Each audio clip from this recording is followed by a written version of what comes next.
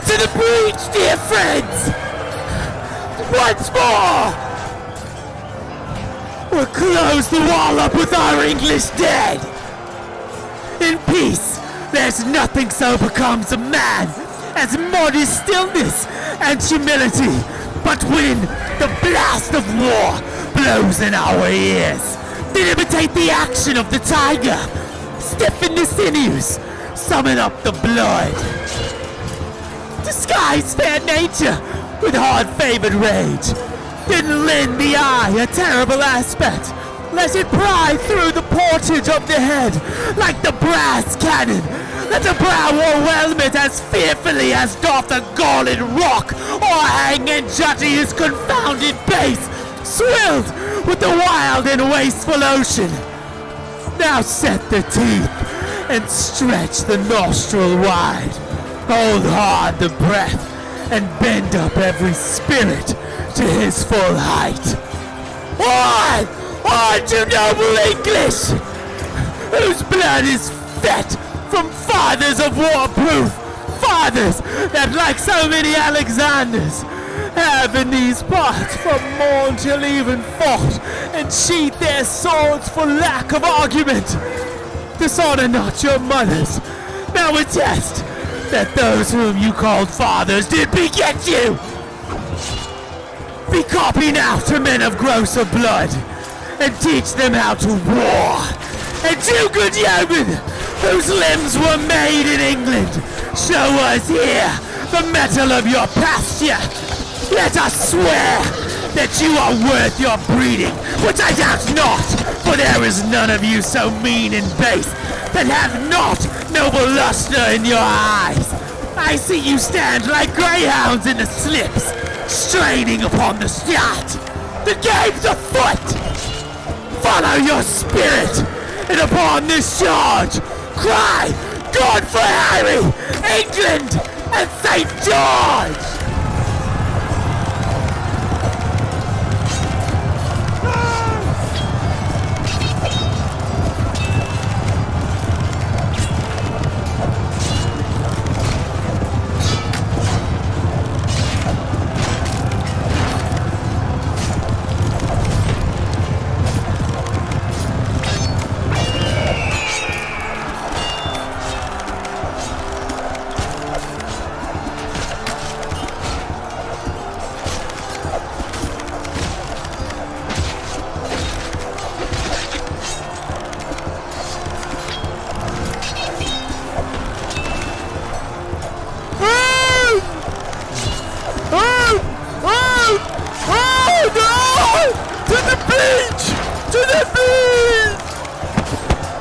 Pray thee, Corporal, stay.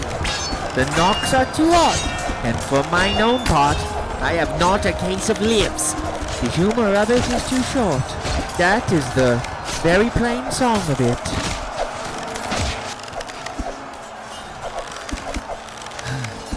The plain song is most just, for humors to abound. Knocks go and come, God's vassals drop and die. In sword and shield, in bloody field, doth win immortal fame. Would I were in an alehouse in London, I would give all my fame for a pot of ale, and safety and die. If wishes would prevail with me, my purpose should not fail with me. But thither would I hie, as truly, but not as truly, as bird doth sing on bow. Up to the breach, you dogs! Avoid, you cullions! Be merciful, great Duke, to men of mould! Abate thy rage, abate thy manly rage! Abate thy rage, great Duke! Good Polecock, abate thy rage! Use lenity, sweet Chuck! These be good humors. Your honor wins bad humors. As young as I am, I have observed these three swashers. I am boy to them all three, but all they three, though they would serve me, could not be man to me, for indeed three such antics do not amount to a man. For Bardolph, he is white-livered and red-faced, by the means whereof a face is it out, but fights not. For Pistol, he hath a killing tongue and a quiet sword. by the means whereof breaks words and keeps all weapons. For Nim, he hath heard that men of few words are the best men, and therefore he scorns to say his prayers, lest it should be thought a coward. But his few bad words are matched with as few good deeds. For never broke any man's head but his own, and that was against the post when he was drunk. They will steal anything and call it purchase. Bardoff stole a loot case, bore it 12 leagues, and sold it for 3.5 pence. Nim and Bardoff are sworn brothers in filching, and in Calais they stole a fire shovel. I knew by that piece of service the men would carry coals. They would have me as familiar with men's pockets as their gloves or their handkerchers, which makes much against my manhood. If I should take from another's pocket to put into mine, for it is plain pocketing above wrongs, I must leave them and seek some better service. Their villainy goes against my weak stomach, and therefore I must cast it up.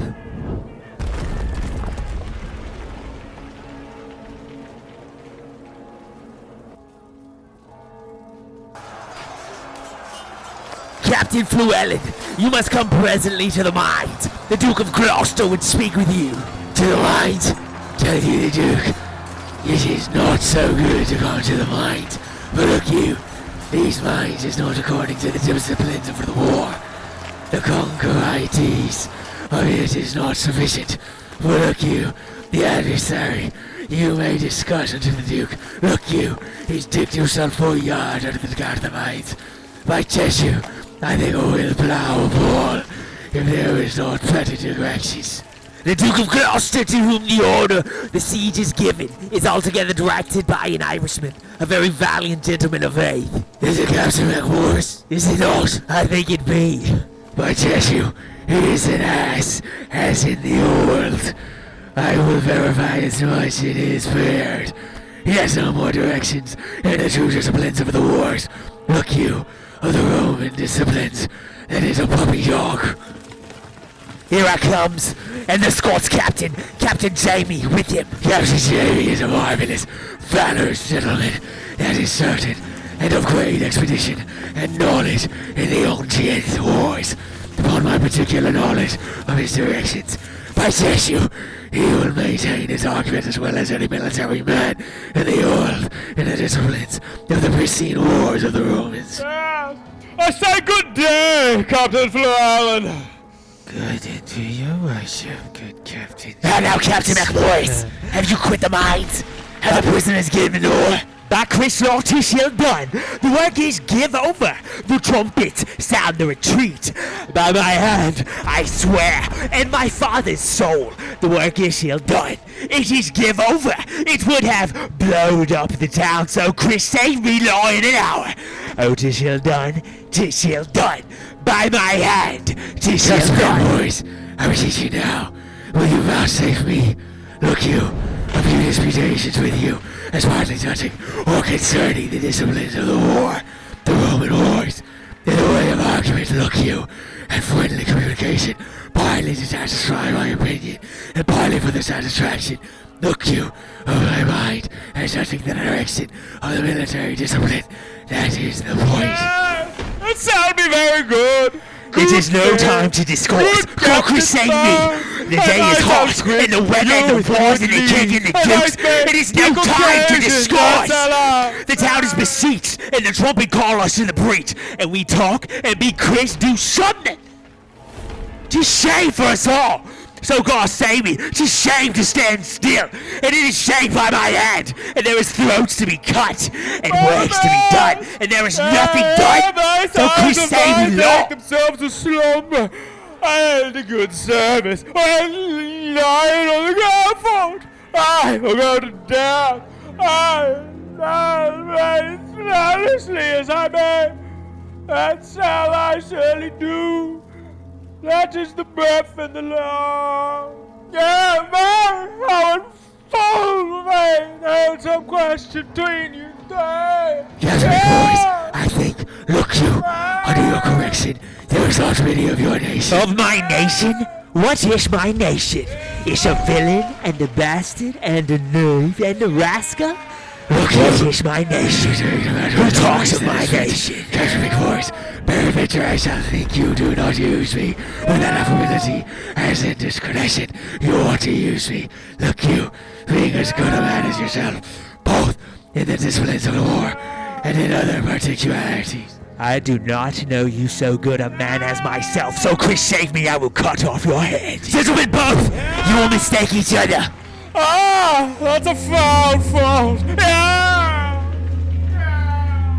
The town shall to parley. Gentlemen, boys, when there is more, better opportunity to be required. Look, you, I will be so bold as to tell you, I know the disciplines of war, and there is an end.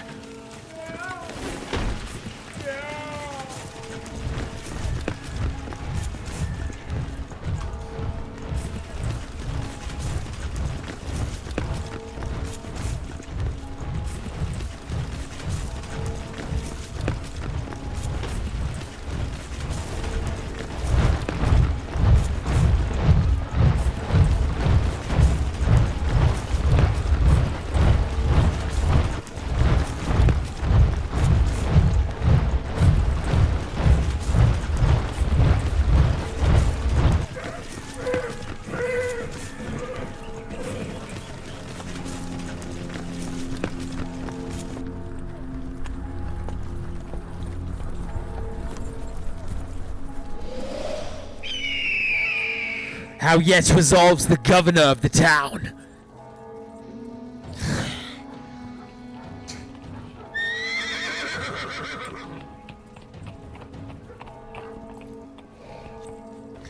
This is the latest ball, we will admit. Therefore, to our best mercy give yourselves, or, like to men, proud of destruction, defy us to our worst. For, as I am a soldier, a name that in my thoughts becomes me best. If I begin the battery once again, I will not leave the half-achieved Harfler till in her ashes she lie buried. The gates of mercy shall be all shut up, and the flesh soldier, rough and hard of heart, in liberty of bloody hand shall range, with conscience wide as hell, mowing like grass your fresh fair virgins and your flowering infants. What is it then to me if impious war, arrayed in flames to the prince of fiends, do with his smirched complexion all fell fears, and linked to waste and desolation? What is to me when you yourselves are cause, if your pure maidens fall into the hand of hot and forcing violation? What reign can hold licentious wickedness when down the hill he holds his fierce career? We may as bootless spend our vain command upon the enraged soldiers in their spoil, as send precepts to the Leviathan to come ashore.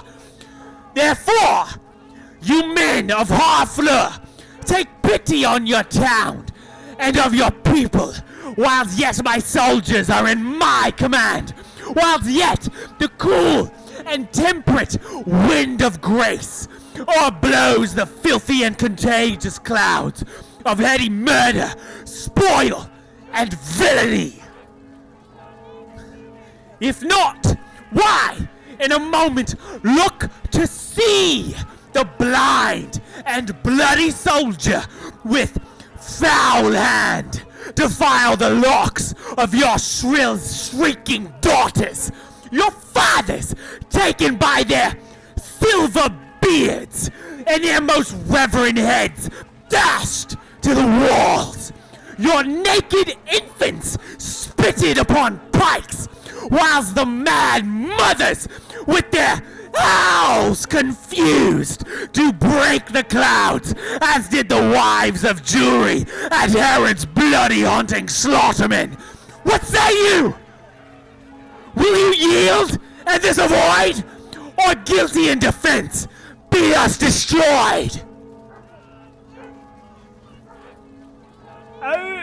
expectation hath this day an end. The Dauphin, whom on succors we entreated, returns us that his powers are not yet ready to raise so great a siege. Therefore, great King, we yield our town and lives to thy soft mercy. Enter our gates, dispose of us and ours, for we no longer are defensible. Open your gates! Come, Uncle Exeter. Go you and into Harfleur. There remain and fortify it strongly against the French. Use mercy to them all. For us, dear uncle, the winter coming on, and sickness growing upon our soldiers, we will retire to Calais. Tonight in Harfleur will we be your guest. Tomorrow, for the march, are we addressed?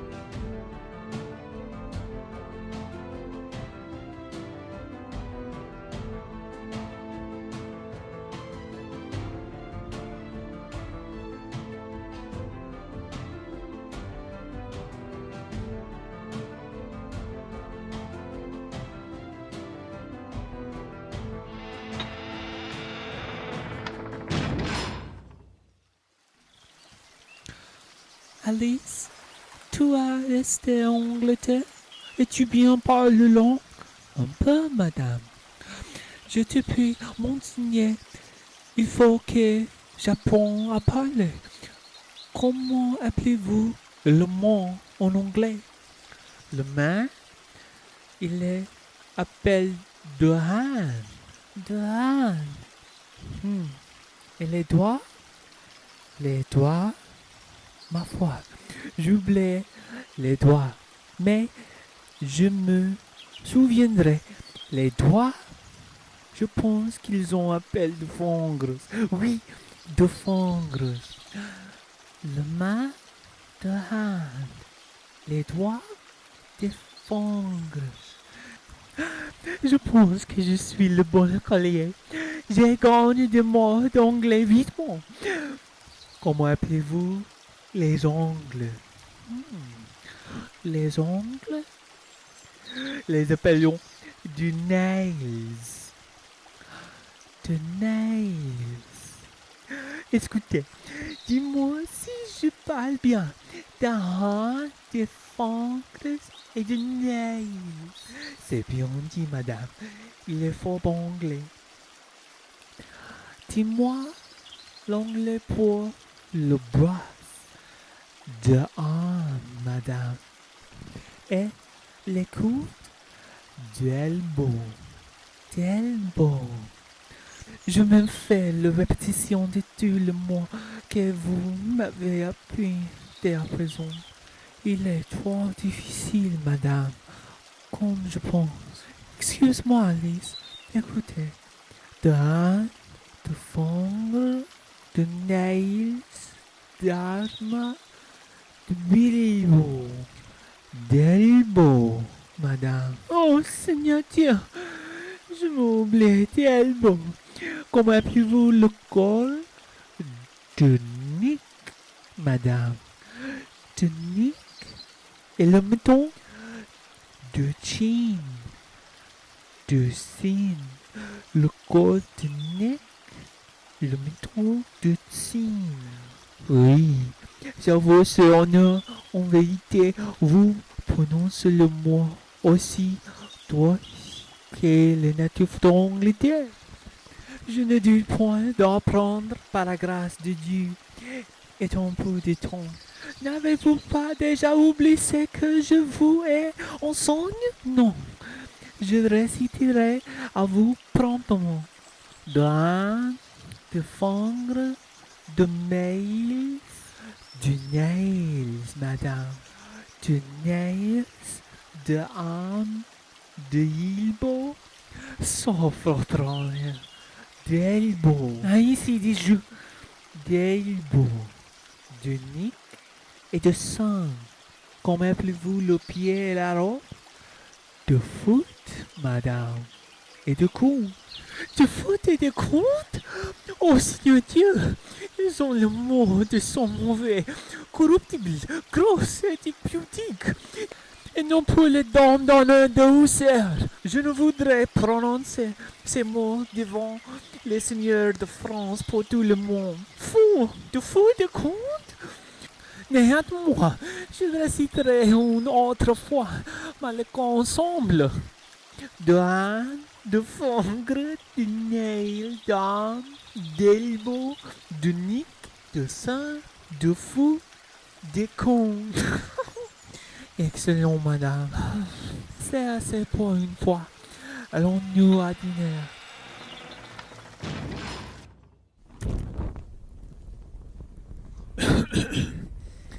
Tis certain ye have passed the river Somme, and if ye be no forwithal, my lord, let us not live in France. Let us quit all and give our vineyards to a barbarous people. En Dieu vivant, shall few spread of us the emptying of our father's luxury, our scions put in wild and savage stock, spurred up so suddenly into the clouds, and overlook their grafters? No more bastards, no more bastards, more de ma vie, if they might alone on foot with all. But I will sell my dukedom to buy a slobbery and dirty farm in that nookshot Nile of Albion. Dieu de bataille! Where have they this metal? Is not the climate foggy, raw and dull? On humans in despite the sun looks pale, killing their fruit with frowns.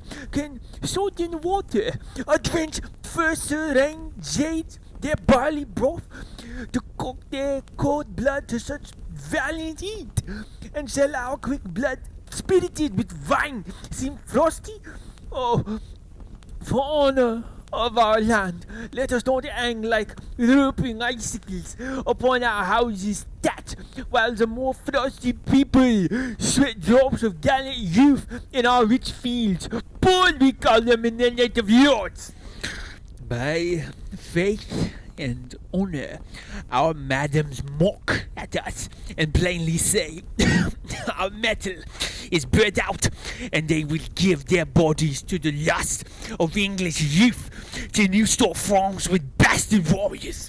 They bid us to the English dancing schools and teach Le Voudelaille and swift corantos, saying our grace is only in our heels and that we are most lofty runaways.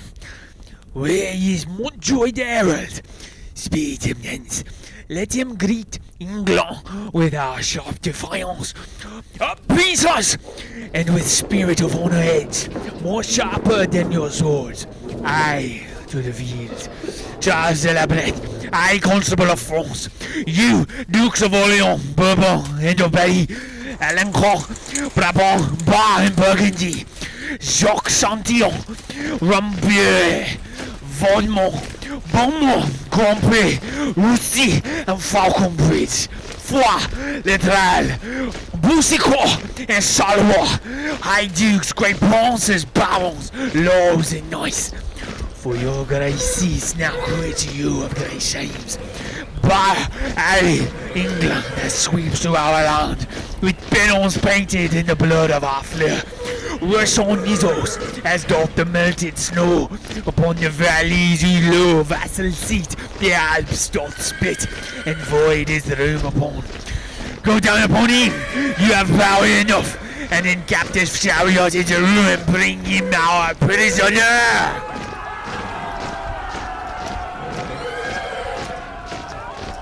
This becomes the great. Sorry, and my his numbers are so few. His soldiers sick and famished in their march. For I am sure when he shall see our army, he'll drop his arm into the sink of fear and fight him more. Offer us his ransom.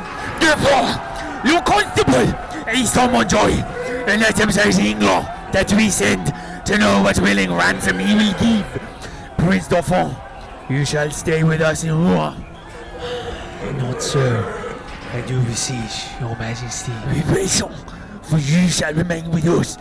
Now forward your constable, and Prince Izul, and quickly bring us word of England's fall.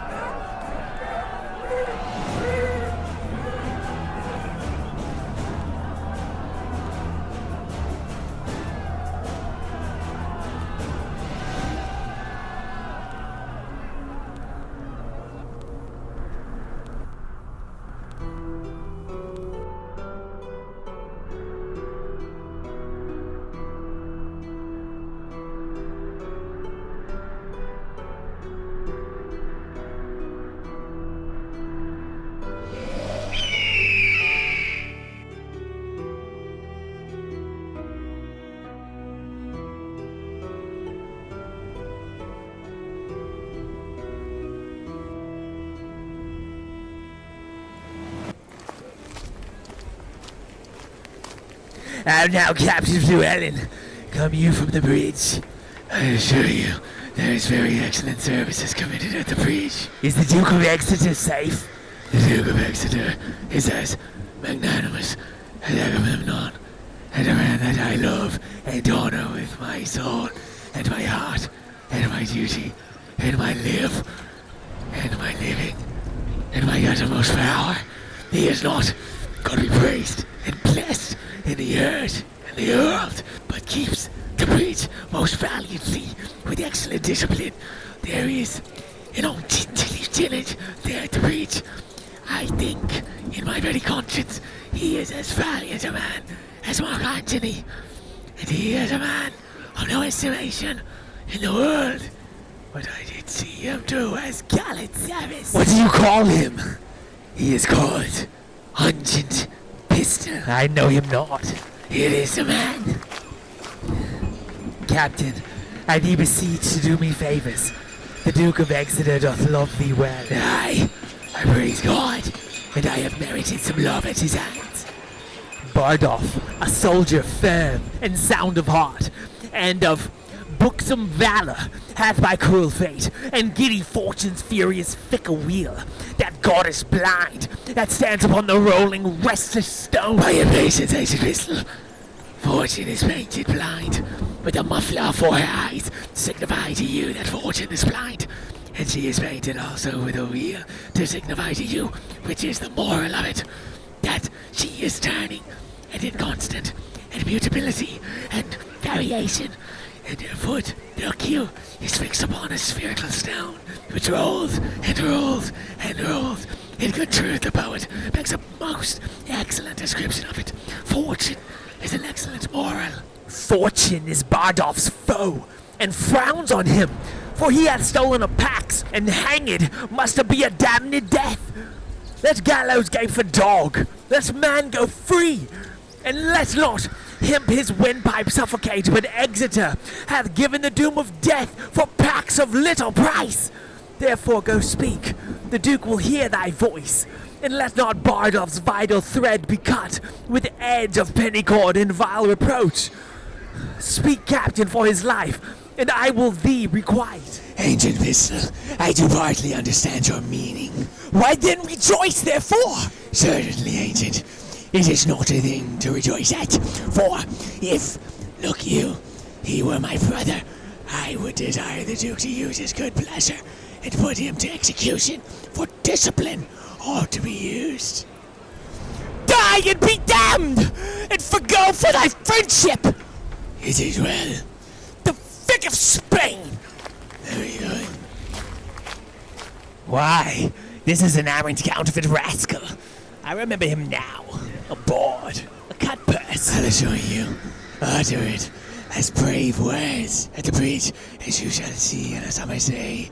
But it is very well. What he has spoke to me, that is well.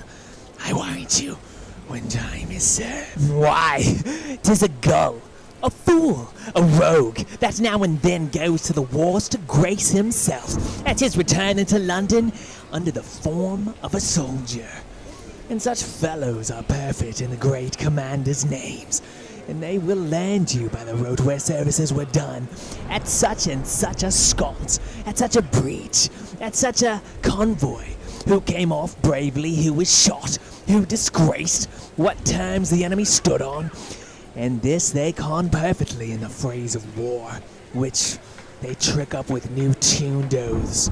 And what a beard of the general's cut, and a horrid suit of the camp will do among foaming bottles and ale-washed wits, is wonderful to be thought on. But you must learn to know such slanders of the age, or else you may be marvelously mistook. I tell you what, Captain Gower, I do perceive he is not the man that he would gladly make show to the oil he is. If I find a hole in his coat, I will tell him my mind. Hark you, the king is coming, and I must speak with him from the bridge.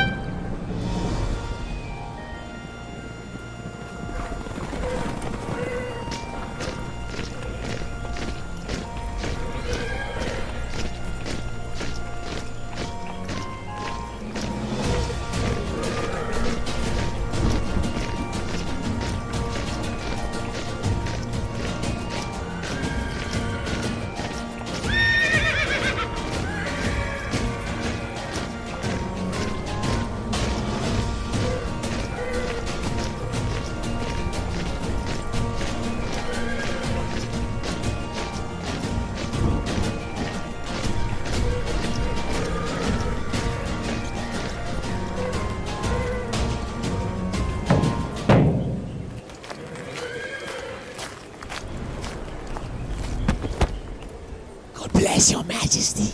How now, Llewellyn? Camest thou from the bridge? Aye, so please your majesty.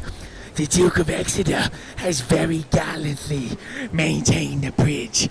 The French is gone off, look you, and there is gallant and most brave passages. Mary, the anniversary, was have possession of the bridge, but he is enforced to retire, and the Duke of Exeter is master of the bridge. I can tell your majesty, the Duke is a brave man. What men have you lost, Llewellyn? The partition of the adversary has been very great, reasonable great. Mary, for my part, I think the Duke hath lost never a man but one that is like to be executed for robbing a church. One, Bardolph, if your majesty know the man, his face is all buckles and whelks and knobs and flames of fire, and his lips plows at his nose, and it is like a coal of fire, sometimes blue and sometimes red, but his nose is executed and his fire is out. We would have all such offenders so cut off, And we give express charge that in our marches through the country there be nothing compelled from the villages, nothing taken but paid for. None of the French upbraided or abused in disdainful language. For when lenity and cruelty play for a kingdom, the gentler gamester is the soonest winner.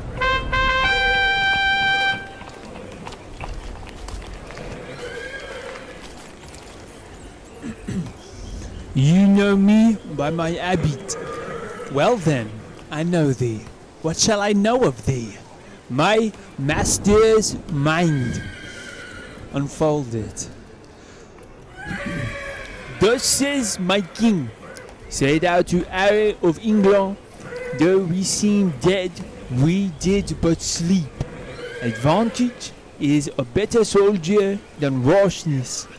Tell him we could have rebuked him at Harfleur, but that we thought not good to bruise an injury till it were full ripe.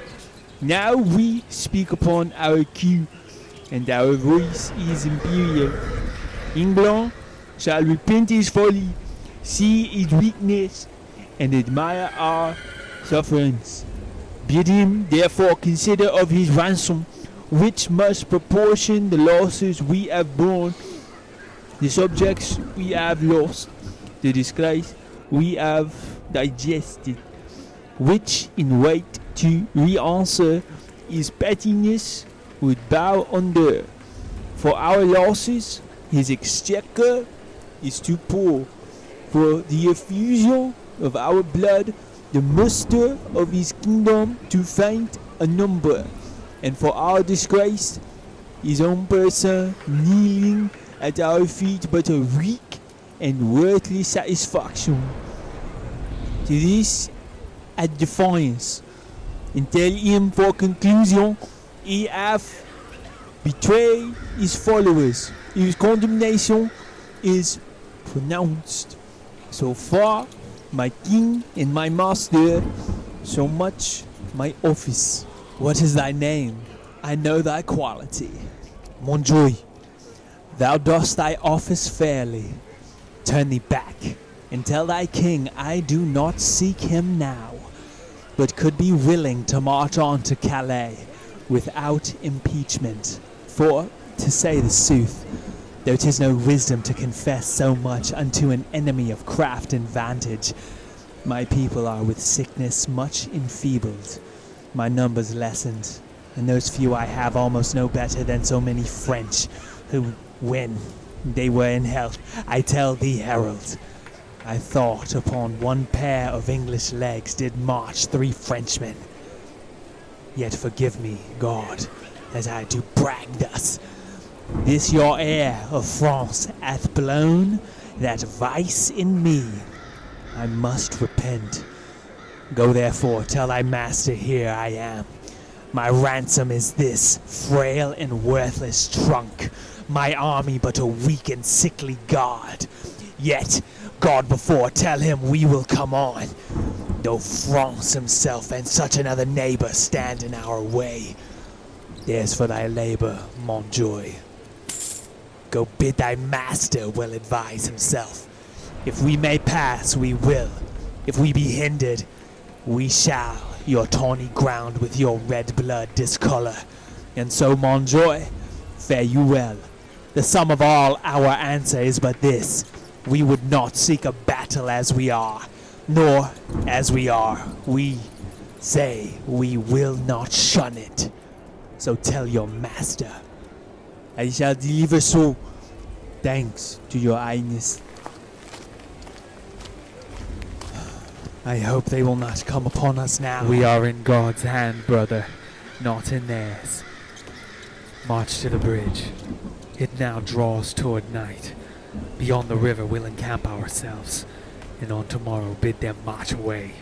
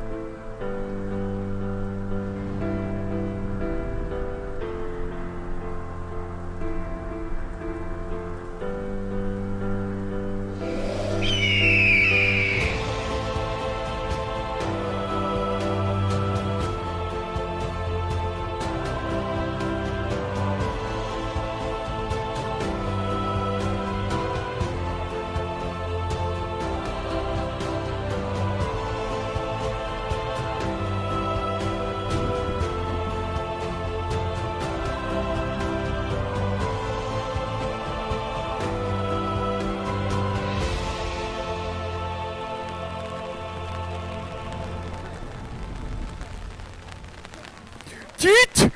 I have the best armor of the world, which is my day. You have excellent armor, but as my horse have his due. It is the best art of Europe. Will it never be morning?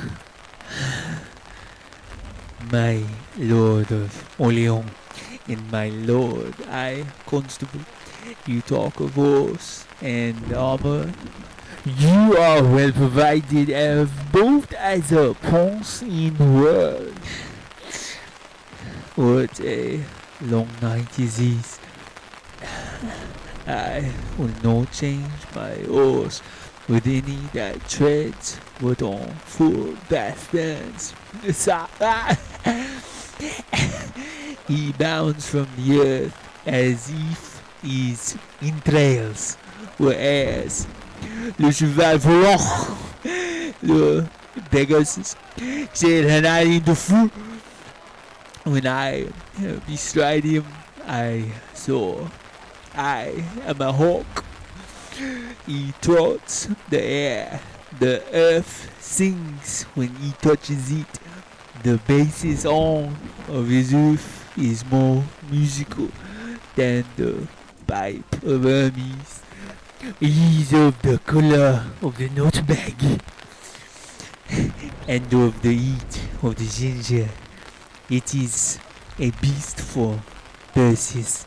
He is pure air and fire, and the dull elements of earth and water never appear in him, but only in passion, stillness, while his rider mounts him. He is indeed a horse, and all of the shades you may call beasts. Indeed, my lord, it is a most absolute and excellent horse. It is the prince of palfreys.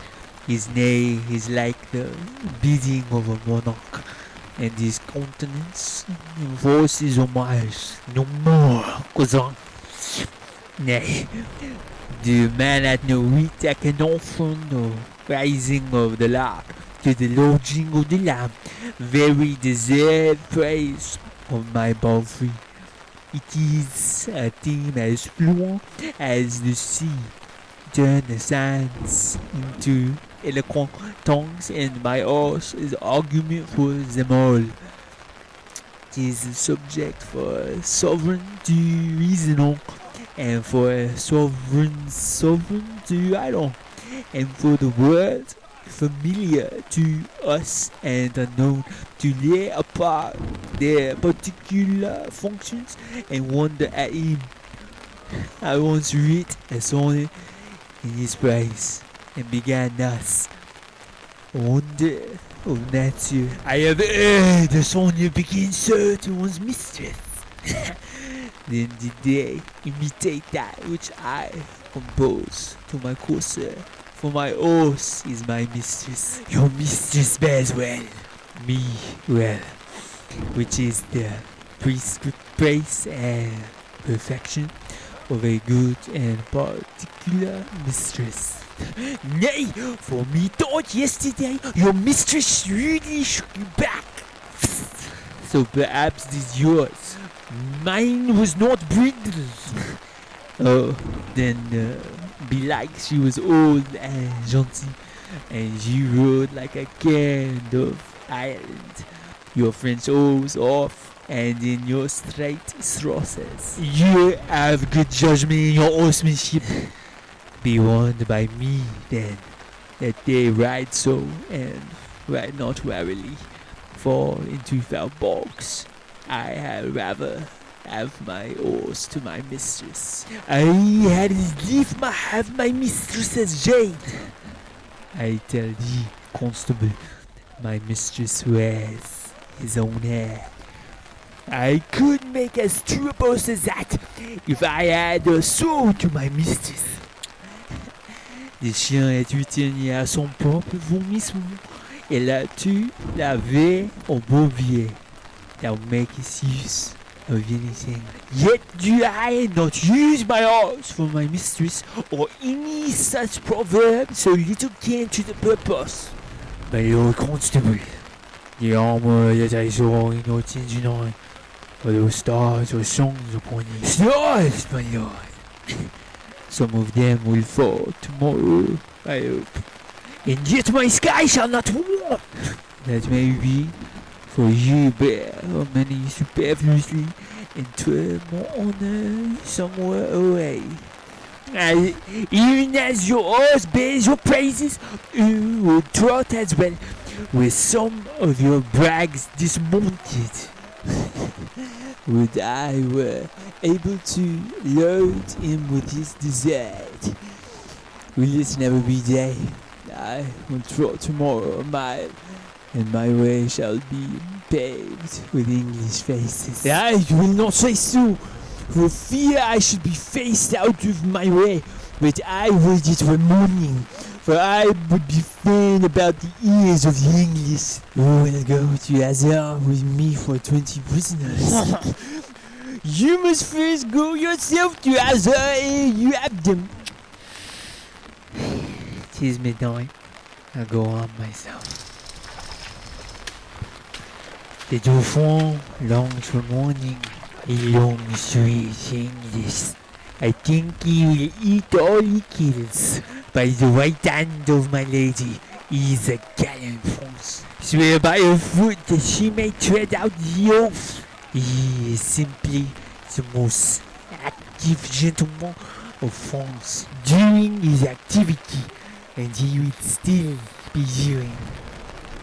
He never did harm that I heard of, nor will he do none tomorrow. He will keep the good name still. I know him to be valiant. I was told that by one that knows him better than you. What's he? Marry. He told me so himself, and he said he cared not you knew it. He needs not. It is not hidden virtue in him, by my faith, sir, but it is. Never anybody saw it but his lackey. 'Tis a hooded valor, and when it appears it will bait. He'll never said, well, I will cap that proverb with, there is flattery in friendship, and I will take up that with, give the devil his due. Well placed, there stands your friend for the devil. I've had the very eye of that proverb with a pox of the devil. You are the better at proverbs by how much a fool's boast is soon short. You have shot over. 'Tis not the first time you were overshot. My lord, High Constable, the English lie within 1,500 paces of your towns. You have matches the ground. The Lord Grand Prix, a valiant and most expert gentleman. Would it were day? Alas, poor Harry of England, he longs not for the dawning as we do. What a wretched and peevish fellow is this King of England, to mope with his fat brain followers so far out of his knowledge. If the English had any apprehension, they would run away. That they lack, for if they had any intellectual armor, they could never wear such heavy headpieces. That island of England breeds very valiant creatures. Their mastiffs are of unmatchable courage, foolish curs that run winking into the mouth of a Russian bear and have their heads crushed like rotten apples. You may as well say that's a valiant flea that dare eat his breakfast on the lip of a lion. Just! And the men to sympathize with the mastiffs and robustious and rough coming on, leaving their wits with their wives, and then give them great meals of beef and iron and steel. They will eat like wolves and fight like devils. Aye, but these English are shrewdly out of beef. But since that we find tomorrow, they have only stomachs to eat and none to fight. Now is the time to harm. Come, shall we about it? It is now 2 o'clock. But let me see. By 10, we shall have each 100 Englishmen.